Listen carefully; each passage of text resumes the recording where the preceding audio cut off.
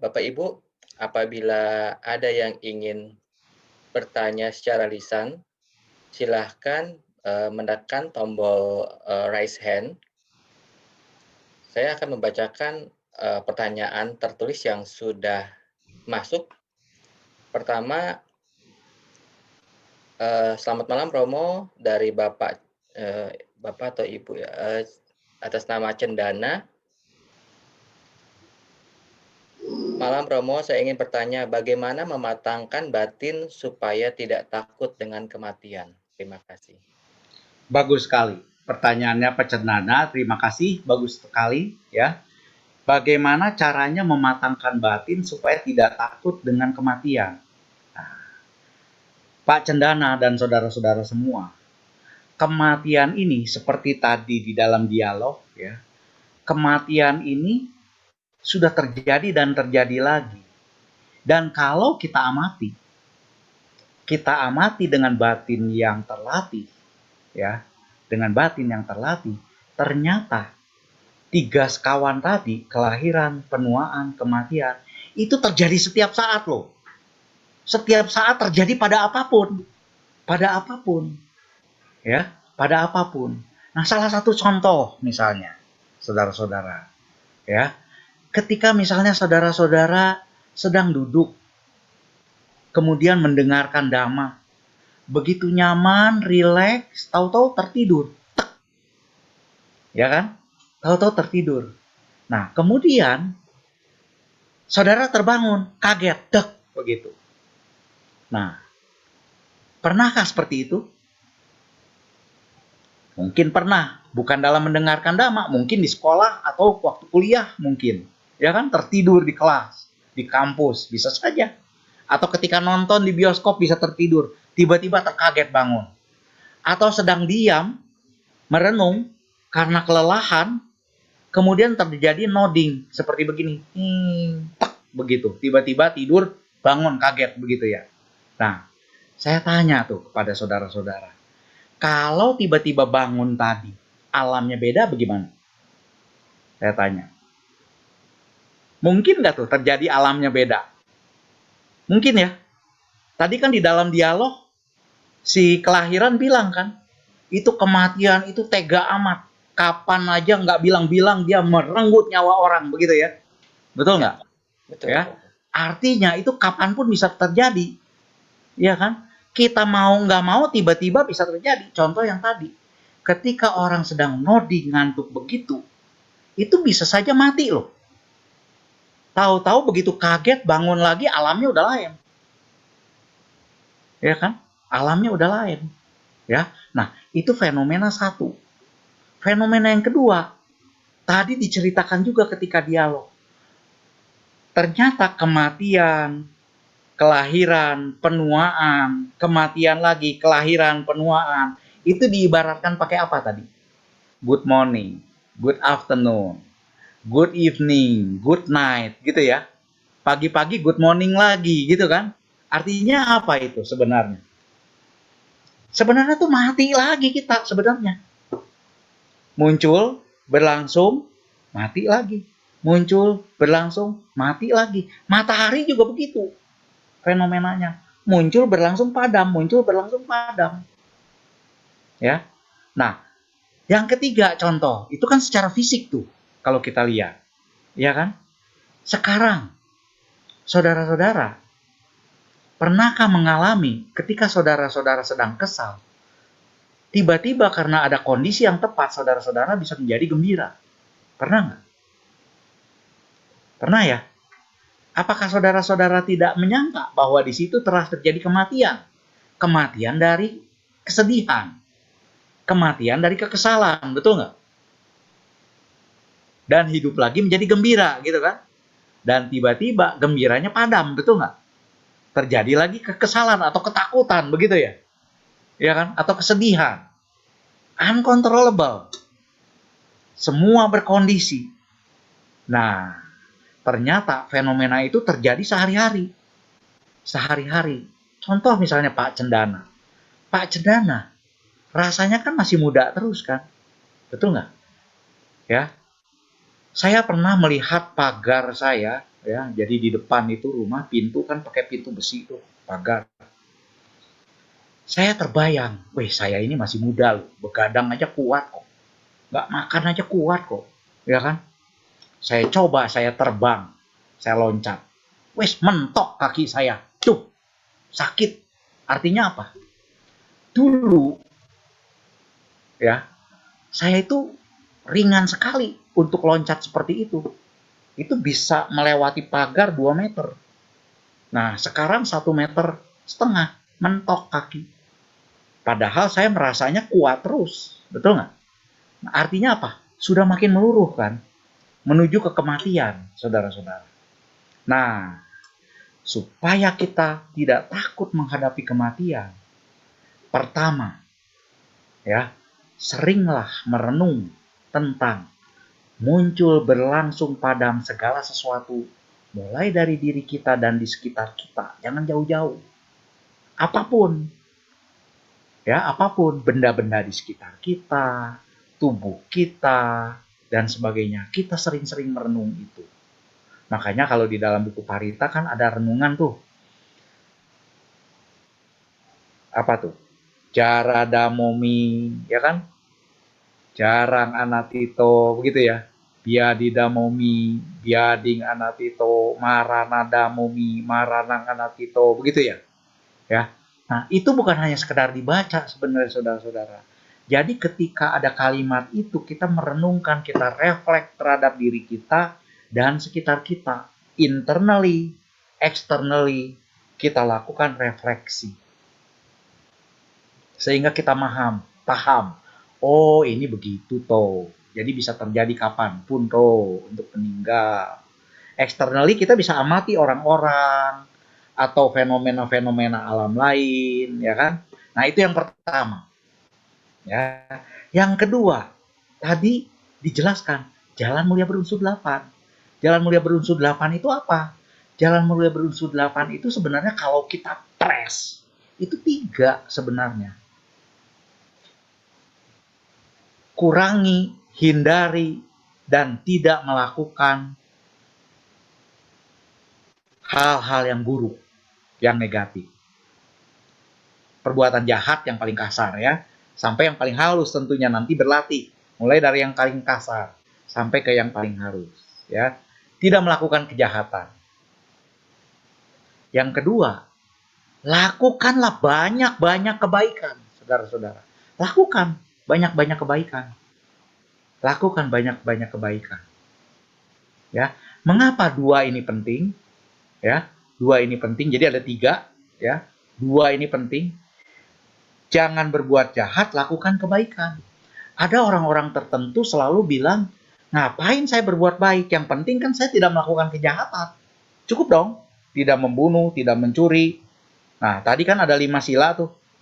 5 sila itu tidak melakukan kejahatan. Ternyata, supaya kita berani menghadapi kematian, ya, gak cukup tuh. Sudah seberapa jauh kita melakukan kebaikan. Nah, jadi harus ada pasangan yang tidak melakukan kejahatan plus lakukan kebaikan, saudara-saudara. Banyak-banyak lakukan kebaikan, saudara-saudara. Dan yang ketiga, latih murnikan pikiran, saudara-saudara. Latih murnikan pikiran. Latihan, ya. Dengan berlatih sila samadipanya, dengan berlatih tidak melakukan kejahatan, memperbanyak perbuatan-perbuatan baik, dan memurnikan pikiran, maka di dalam kehidupan sehari-hari kita, kita memiliki value added, value, nilai-nilai yang bertambah, tumbuh. Ya, kalau kita merenungkan, andaikan mati, ya, mati pun tidak ada penyesalan dan mati pun menjadi tidak takut. Karena apa? Tidak melakukan kejahatan, banyak melakukan kebaikan, memurnikan batin. Jadi, apapun yang akan terjadi, terjadilah. No problem, begitu kan? No problem. Ya, jadi tidak takut akan kematian, saudara-saudara. Nah, 2 tips ini, perenungan akan kematian, satu sisi, dan praktik jalan mulia berunsur 8 yang kita ringkas dengan 3, ya, 3 wada namanya, ya. Tidak melakukan kejahatan, melakukan banyak kebaikan, melatih memurnikan dan memurnikan pikiran, ya. Maka seseorang tidak akan pernah takut berhadapan dengan kematian. Jadi, untuk melengkapi itu, memang kita harus menapak praktik. Tidak ada yang terlambat, saudara-saudara. Tidak ada yang terlambat. Praktik, praktik, praktik. Kalau pakai istilah Pak Jokowi apa? Kerja, Kerja, kerja. kerja, kerja. Ya. Kalau umat Buddha, praktik, praktik, praktik. Ya, praktik. Ya. Jadi seperti itu. Semoga jawaban saya memadai, Pak Cendana. Terima kasih. Saya kembalikan kepada Pak Luki. Terima kasih. Silakan, Pak Rudi. Oke, baik, Romo, ada pertanyaan kedua dari Bapak Andri Wanananda. Wah, ini sesepuh saya ini. Iya, sesepuh kami dari Bogor nih, Pak Andri Wanananda. Terima kasih. Selamat malam. Apa kabar? Oke, Ya, silakan. pertanyaannya, Romo yang saya hormati, kelahiran, penuaan, kematian adalah proses alami yang universal. Apa kausanya, penyebabnya, hingga terjadi proses yang universal itu? Luar Iya. biasa pertanyaannya, Romo. Wah, ini luar biasa ini. Pertanyaannya ini, Dokter Andri ini kalau saya ujian bisa nggak lulus ini. Romo selalu dapat pencerahan dari Romo. Terima kasih Dokter Andri, terima kasih. Pertanyaan yang luar biasa. Jadi kita kalau kembali ya, kalau kembali kepada eh, pernyataan yang pertama di dalam Dhammacakkappawatthana Sutta, ya, di dalam Dhammacakkappawatthana Sutta, ya, itu kelahiran, penuaan, kematian, ini kan kelompoknya adalah kelompok duka.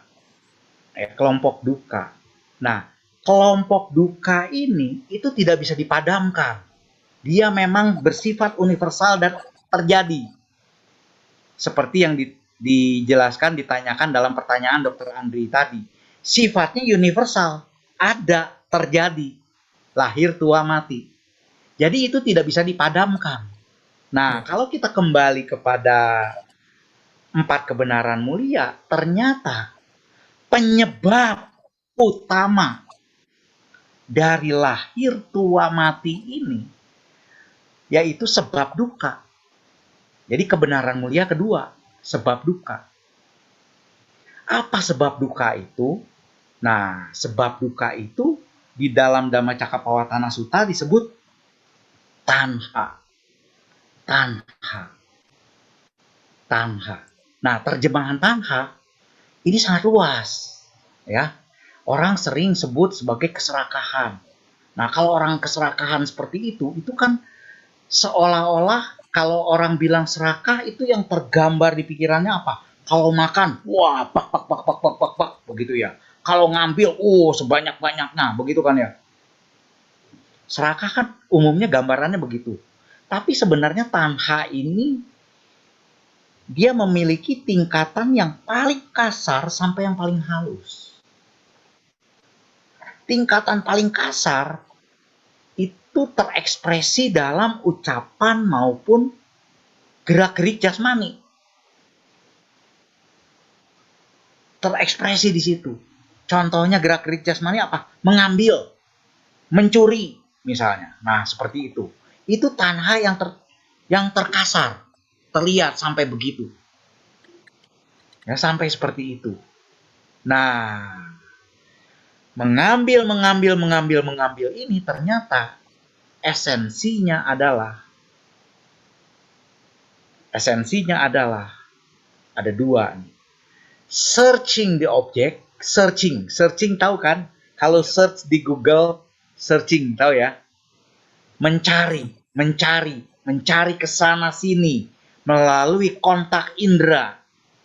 Begitu ya. Nah, sifat tanha yang pertama itu searching. Dia mencari yang diinginkan. Mencari yang diinginkan. Nah, ini yang akan menyebabkan timbulnya kelahiran. Mencari. Ya. Sifat tanha yang kedua, kalau dia sudah dapat, dia menggenggam, tidak mau melepaskan. Jadi yang pertama mencari, searching. Kalau dia sudah dapat, dia tidak mau melepaskan, dia genggam, dia lekati.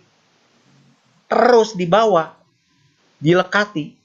Baik segala sesuatu yang terkait fisik maupun yang terkait dengan mental. Jadi itu kausa ya, penyebab itu ya. Kausa, betul. Penyebabnya itu.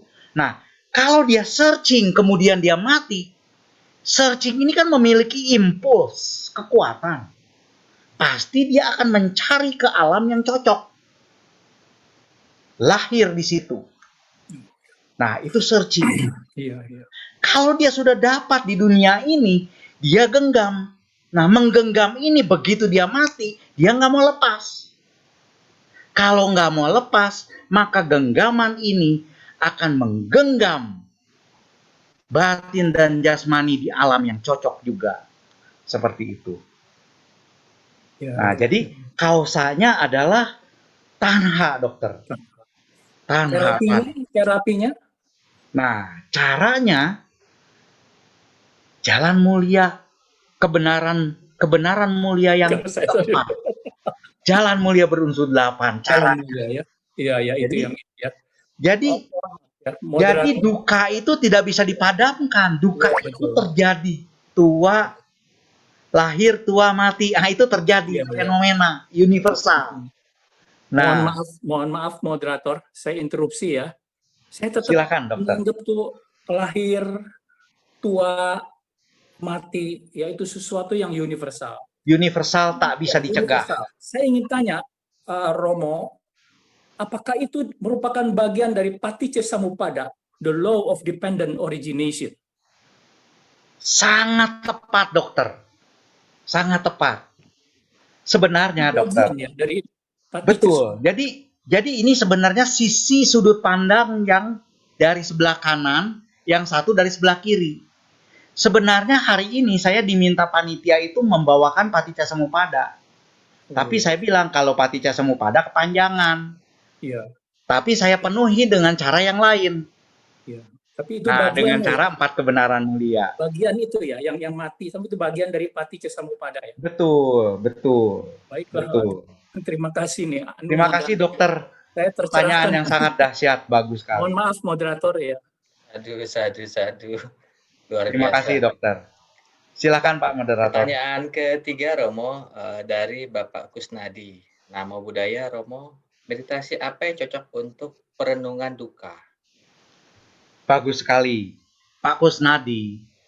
Meditasi apapun yang berbau vipassana, ya, itu sebenarnya perenungan duka. Ya, salah satu tadi, misalnya kita merenungkan tubuh ini terdiri dari bagian-bagian, ya kan? Mulai dari rambut, tulang kepala, gigi, terus ke bawah, ya kan? Sampai ada lendir dan sebagainya, ya kan? Nah, kalau kita amati seperti itu, maka kita renungkan dari sisi fisik saja, rambut pun berubah loh. Pak Kusnadi punya foto kan? Coba dicek di fotonya. Yang sekarang dengan waktu dulu ganteng mana? Nah, kan berubah tuh rambut, ya kan? Kulit juga begitu, mengalami satu perubahan, ya. Jadi kalau diamati terus dari ujung rambut sampai ujung kuku kaki, ya, itu terjadi perubahan. Nah, semua yang terjadi perubahan itu pasti tidak memuaskan. Nah, ketika mengamati itu, Pak Kusnadi, ya, apabila orang-orang itu belum terlatih, maka dia bisa kaget tuh. Bisa timbul takut. Waduh, ternyata ada keriput ya. Waduh, ternyata kok ada bercak-bercak ya. Nah, begitu diamati, maka fokus akan meningkat. Batin lebih stabil sehingga bisa mengamati dengan lebih jelas. Sehingga segala bentuk perubahan akan tampak. Nah, ketika bentuk perubahan itu tampak, batin ini mulai yang tadi tuh, yang searching dan yang menggenggam itu mulai kerja tuh. Wih, terasa nih, ternyata saya menggenggam ini. Ternyata ada satu ketamakan di sini yang halus sekali, yang sangat kuat, bahaya ini. Nah, di situ sudah terasa ketidaknyamanan.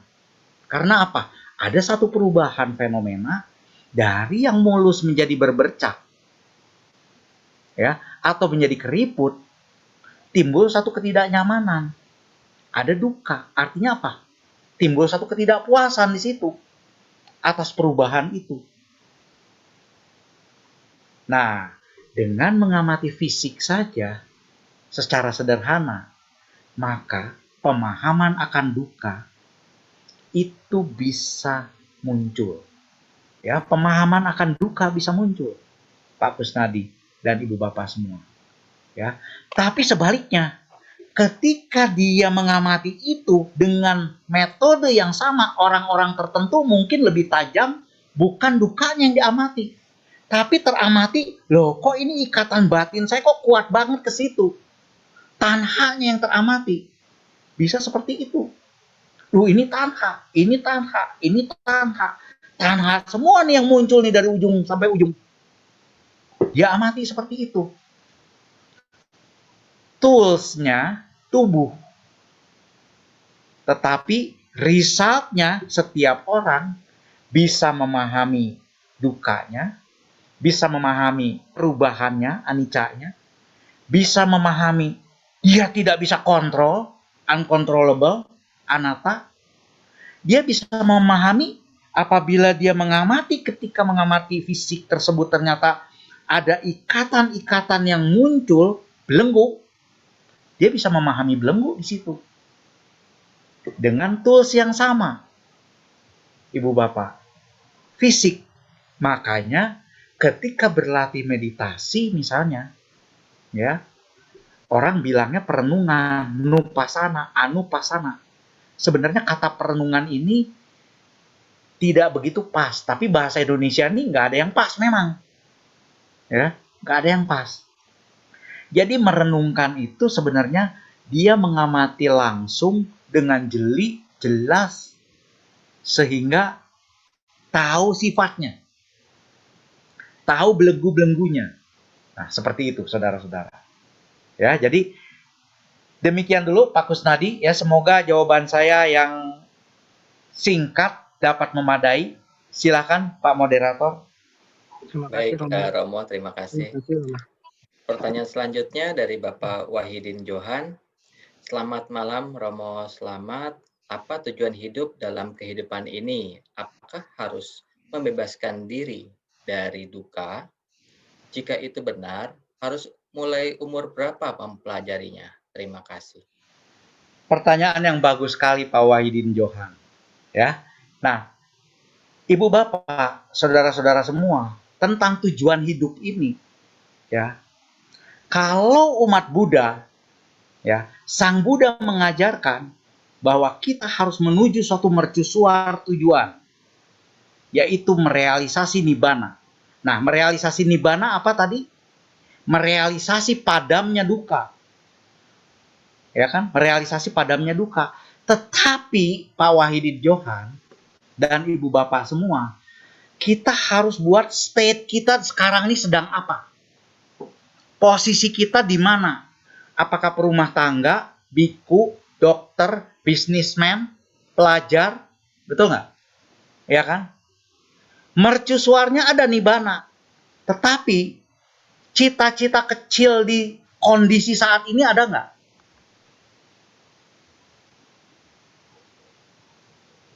Make it the simple goal. Goal kecil, jangka pendek. Karena apa? Banyak orang dia bercita-cita memiliki tujuan untuk mencapai nibbana, very good, ya, tetapi mengabaikan tugas dan tanggung jawab dalam kehidupan sehari-hari ini, saudara-saudara. Nah, itu menjadi ekstrim kedua nanti. Yang tidak akan mencapai nibbana kalau dia abai di kehidupan ini, saudara-saudara. Sang Buddha tidak mengajarkan itu. Ya. Jadi tugasnya adalah, kan tadi tujuannya merealisasi nibbana. Artinya apa? Sebab dukanya, kausanya, tanhanya itu padam kan? Dipadamkan, dihancurkan. Dengan cara apa? Jalan mulia berunsur 8. Nah, artinya kita harus melaksanakan jalan mulia berunsur 8 dalam praktek kita, dalam position kita dimanapun. Contoh, kalau sebagai pedagang, lakukan jalan mulia berunsur 8 dengan pengertian yang benar, ya kan? Dengan pikiran yang benar, tidak serakah, ya, tidak banyak dendam, ucapannya dikelola dengan benar, karena ucapan benar ini sangat penting untuk mencapai suatu kesuksesan, bukan hanya untuk mencapai nibbana, saudara-saudara. Kalau ucapan benar ini tidak dijalankan dalam kehidupan sehari-hari, maka nibbana pun akan jauh sulit untuk dicapai, saudara-saudara. Contoh misalnya, ya contoh, ketika saudara-saudara misalnya berdagang, cita-cita mencapai nibbana kan ada. Tetapi ketika berdagang itu perlu ucapan benar. Perlu. Ya kan? Tidak berdusta, tidak memfitnah, tidak memecah belah, tidak membuli, tidak omong kosong, begitu kan?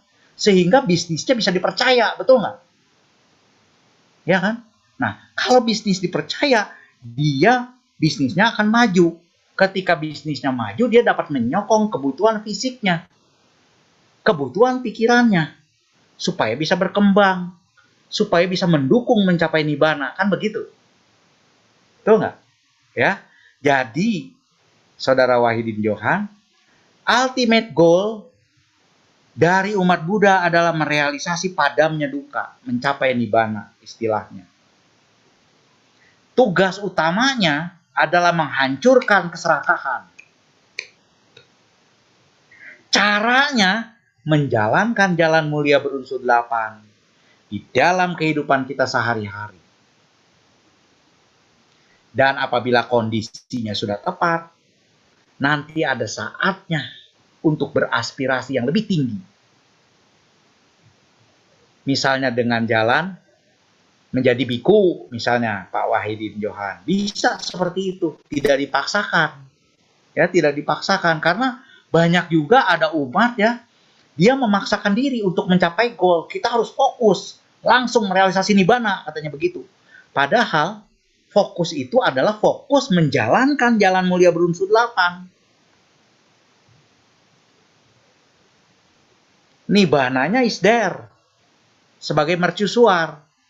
Tetapi ketika menjalankannya dalam role apapun, artinya role sebagai biku, role sebagai rumah tangga, role sebagai samanera, role sebagai atasilani, sayalai, ya, role sebagai pedagang, sebagai dokter, sebagai pelajar, sebagai perumah tangga, ibu rumah tangga, role itu dijalankan dengan jalan mulia berunsur 8. Sehingga selain cita-cita kecil di kehidupan ini tercapai, dia juga mengarah ke goal yang tadi. Jadi, tujuan utama umat Buddha adalah merealisasi padamnya duka dengan menghancurkan tanha. Caranya dengan jalan mulia berunsur 8. Ya, seperti itu. Ya, semoga memadai Pak Wahidin Johan. Silakan moderator. Terima kasih. Baik. Pertanyaan terakhir, Romo. Selamat malam, Romo. Apakah dengan tidak melakukan pernikahan merupakan salah satu cara menghentikan kelahiran, penuaan, dan kematian? Mohon penjelasannya, Romo. Anumodana. Bagus sekali pertanyaannya. Ibu bapak, saudara-saudara semua, pernikahan ini pilihan sebenarnya, saudara-saudara. Pernikahan pilihan, saudara-saudara. Nah, orang yang menikah itu kan aspirasinya apa sekarang? Mencapai kebahagiaan, betul nggak? Ya kan? Mencapai kebahagiaan. Nah, di sini ya, untuk mencapai kebahagiaan itu banyak cara. saudara-saudara. Ada yang dia direct, tidak mau banyak beban-beban lagi, ya kan? Dia kurangi beban-beban tersebut. Ya. Dia kurangi beban-beban tersebut. Tetapi bukan berarti dia yang paling cepat loh yang tidak menikah loh. Paham nggak maksud saya? Ya. Bukan berarti dia yang paling cepat dengan tidak menikah. Ya. Tapi bebannya dia lebih sedikit sebenarnya. Karena apa? Contoh tadi. Lahir, tua, mati, esensinya apa tadi? Pancakanda, betul nggak? Pancakanda. 5 kanda ini kan diri kita, betul nggak? Nah, sekarang saya tanya. Dengan menikah, kandanya jadi berapa? 10 kan? Betul nggak? Artinya ada beban 10 nih. Tadi bebannya 5, gitu kan? Nah, ini pilihan, saudara-saudara. Beban 10 itu artinya ada potensi. Potensi duka. Betul nggak? Potensi duka. Kalau dia memilih 10 itu dengan potensi duka itu dan dia bisa kelola, itu pilihan dia, betul nggak? Itu pilihan dia. Dia harus kelola. Kelolanya dengan apa tadi? Sama cara mengelolanya. Hancurkan tanha. Dengan cara apa? Jalan mulia berunsur 8, dua-dua. Suami istri. Maka dia akan bahagia. Tetapi potensi bebannya ada nggak, Dan? Ada potensi bebannya, betul nggak? Potensi bebannya ada. Ya, potensi bebannya. Kalau dia menjalankan jalan mulia berunsur 8-2-2, nggak masalah. Tetapi, nah saya pakai hukum Pareto. Pareto itu statistik. Sebagian besar orang, apakah dia menjalankan jalan mulia berunsur 8 dua-duanya? Tidak kan? Betul nggak? Artinya, sebagian besar orang yang berkeluarga kebanyakan apa? Terjadinya. Kebanyakan duka loh. Kebanyakan duka. Kebanyakan. Ya. Kebanyakan duka. Jadi, kepada penanya tadi, ya, apakah tidak menikah adalah jalan untuk mencapai lebih cepat? Kalau caranya sama, mungkin lebih cepat. Caranya dan praktiknya konsisten, mungkin lebih cepat. Karena potensi dukanya sedikit. Ya kan? Tetapi, saya akan kemukakan satu fakta lagi nih. Banyak juga loh, orang-orang yang tidak menikah itu jaim. Jaga image. Seolah-olah dia lebih bahagia daripada yang sudah menikah. Tapi pada kenyataannya dia juga menderita. Ada nggak yang begitu? Ada kan? Ya. Nah, kriterianya apa? Dia lebih cepat atau tidak? Kriterianya sebenarnya cuma 2, sedikit. Tanhanya lebih sedikit dengan jalan apapun. Ya. Jalan mulia berunsur 8-nya yang dipraktekkan lebih banyak dengan cara apapun, nikah ataupun tidak nikah. Nah, seperti itu. Ya, seperti itu. Karena di zaman Sang Buddha juga untuk mencapai kesucian, ada juga loh perumah tangga. Perumah tangga ada. Ya, cuma beruntungnya mereka itu mendapat bimbingan langsung dari Sang Buddha. Kalau kita saat ini di zaman sekarang mikir dulu ketika belajar, ya kan? Wih, banyak banget ini sutanya, begitu banyak sutanya, searching nggak tahu lagi mulai dari mana. Begitu ya, mulai dari mana. Sementara umur naik terus. Sementara orang tua menuntut, kamu harus nikah, keturunan, katanya. Nah, ya kan? Ada beban-beban yang seperti itu, saudara-saudara. Jadi, kalau ceteris paribus, saya menggunakan bahasa ilmu ekonomi sekarang. Kalau ceteris paribus, artinya apa? Semua kondisi sama, maka orang yang tidak menikah mungkin akan lebih cepat merealisasi kesucian. Kalau semua kondisinya sama, ceteris paribus. Ya, jadi seperti itu. Ya, tetapi kalau kondisi seseorang yang sudah menikah, dia memahami Dhamma dan mempraktikkan jalan mulia berunsur 8 dengan konsisten, dia juga bisa cepat. Jadi dengan apa yang saya jelaskan tadi, ya, tidak menikah dengan kondisi ceteris paribus tadi, dia bisa lebih cepat, bukan berarti orang yang telah berkeluarga, dia harus bercerai atau resign sebagai suami atau sebagai istri, atau lari dari anak-anak dan tanggung jawabnya. Ya, seperti itu. Karena apa? Dengan berkeluarga pun kalau dia dua-dua pihak, apalagi dengan anak juga saling mendukung, menjalankan jalan mulia berunsur 8, dia juga bisa cepat juga. Bisa cepat. Ya, seperti itu. Ya, jadi sekarang pilih yang mana? Silahkan dipilih. Karena dua-duanya sangat terbuka untuk merealisasi kesucian secara cepat. Hanya ada potensi duka yang bisa dihadapi kalau terlibat lebih banyak orang yang dia lekati. Demikian jawaban saya. Semoga memadai. Terima kasih. Silahkan, Pak Uki.